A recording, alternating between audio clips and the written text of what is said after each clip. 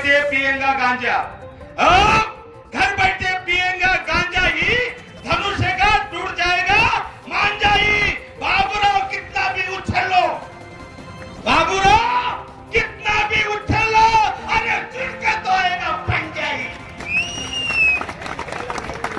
बरोबर आहे की नाही? जरा बोलत जा, मुख्य नाही तुम्ही, चुनके तो पंजा आ जाएगा ना। ठीक आहे ठीक आहे। मला काल परवा कळलं काहीतरी हिमायतनगरला कॉमेडी सर्कस कार्यक्रम झाला ना, कॉमेडी विथ सुभाष वानखेडे झाला का? जसा टीव्हीवर आहे Kapil with comedy with Kapil, हिमायतनगरला काहीतरी असं झालं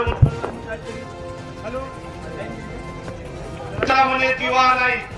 माझ्या भावानं हा महाराष्ट्र फुले शाहू आंबेडकर आणि शिवाजी महाराजांचा महाराज आहे।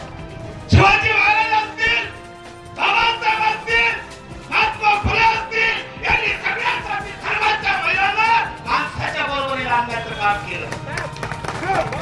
आणि म्हणून मी सुभाष वानखेडेचा जाहीर निषेध करतो।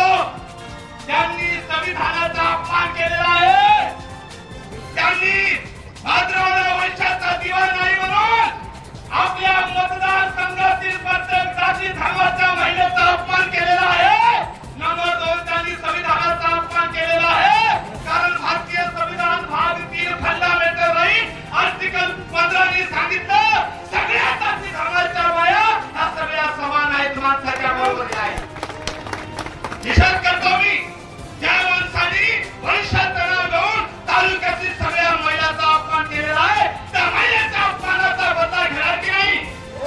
आवाज काढा, बदला घेणार की नाही? बदला घेणार की नाही? बदला घेणार की नाही? काय बहीण कोण्या जाती धर्माच्या? एक गोष्ट पक्की आहे, एक गोष्ट पक्की आहे, हे सगळं सांगा तुम्ही। महाविकास आघाडीचं राज्य महाराष्ट्रात 100% येणार आहे। एक चांगलं उदाहरण देतो तुम्हाला। मागच्या 2019 ला काँग्रेसने 25 जागा लढल्या लोकसभेच्या, आली किती? 1च निवडून आली होती।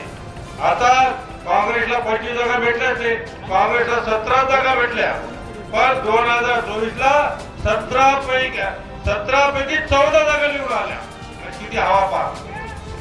शरद पवार साहेब, आम्ही जेव्हा 2019 लढलो, शरद पवार साहेबांनी लोकसभेच्या 22 जागा लढल्या, त्यावेळेला किती आल्या? त्यांच्या 4च आल्या। आता त्याला 22 जागा नाही मिळाल्या, त्याला 10 जागा मिळाल्या, 10 पैकी 8 जागा निवडून आल्या। याचा अर्थ 6 सरकारने या ठिकाणी दोन नेत्यांच्या पाठीमध्ये खंजर खुपसून या ठिकाणी गद्दारी करून 2.5 वर्षाखाली आलेले सरकार उद्धव बाळासाहेब ठाकरे साहेबांना आणि शरदचंद्र पवार साहेबांना धोका देऊन एकनाथ शिंदे आणि अजित पवार या ठिकाणी फुटून यांनी जे गद्दारी केली, हे गद्दारी केली। यांना 20 तारखेला निश्चित जनता या ठिकाणी या गद्दारी करणाऱ्याला त्यांची धडा दाखवल्याशिवाय राहणार नाही, हे मी आपल्या निमित्ताने सांगतो। मित्रो, या सरकार या ठिकाणी आल्यानंतर फक्त घोषणेचा पाऊस केला, कुठल्याच कामाची अंमलबजावणी नाही। हे करतो, हे घोषणा, ते घोषणा, या ठिकाणी शेतकऱ्याच्या बाबतीमध्ये घोषणा, पण अंमलबजावणी कुठलीच नाही। अंमलबजावणी केव्हा झाली? महाविकास आघाडीच्या काळामध्ये उद्धव साहेब जेव्हा मुख्यमंत्री होते, 2 लाख रुपयाची कर्जमाफी केली आणि लगेच त्या ठिकाणी आमच्या शेतकऱ्याला त्या कर्जमाफीचा लाभ झाला की नाही? आणि 8 दिवसाच्या आत त्या आमच्या शेतकऱ्याला नवीन कर्ज सुद्धा त्या ठिकाणी मिळालं नाही। आपले लोकप्रिय उमेदवार हे स्वतः लोकप्रिय आहे, त्यांना पुन्हा काँग्रेसचं तिकीट दिलं, त्याच्यामुळे आणि महाविकास आघाडीची प्रचंड लाट महाराष्ट्रामध्ये आहे। या वेळेला मला चांगला विश्वास आहे 200च्या वर आमदार या महाविकास आघाडी येणार आहे, ज्याच्यामध्ये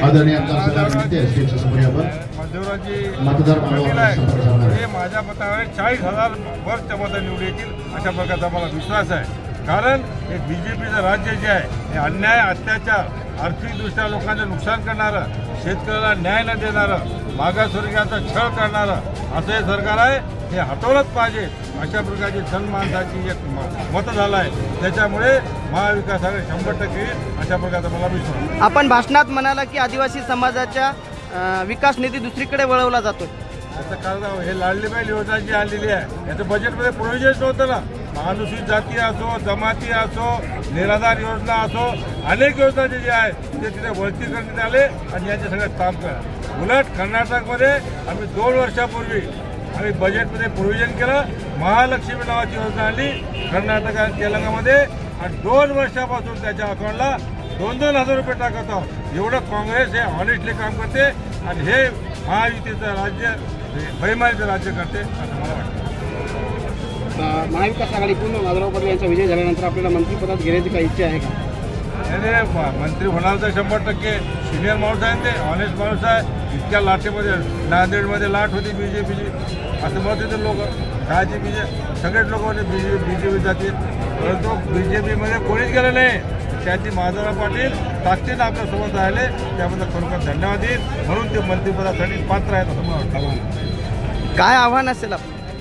आव्हान एवढंच आहे की आदिवासी असो, मागासवर्गीय असो, असंघटित असो, शेतकरी असो, शेतमजूर असो, एकजुटीने हो हल्ला करा आणि महाराष्ट्र भविष्यावर आमदार निवडून आला आणि जबरदस्त अशा प्रकारचं सरकार हे आपल्या सर्वसामान्याचं माणुसकीचं अशा प्रकारचं सरकार येईल असं मला वाटतं. महाविकास आघाडीचं सरकार येईल असं वाटतं? महाविकास आघाडीचं सरकार 100% येईल. याची ट्रायल जी आहे ती लोकसभेच्या वेळा झाली आहे. जे आमचे 5च होते ते 34 वर गेले ना. धन्यवाद. ओके.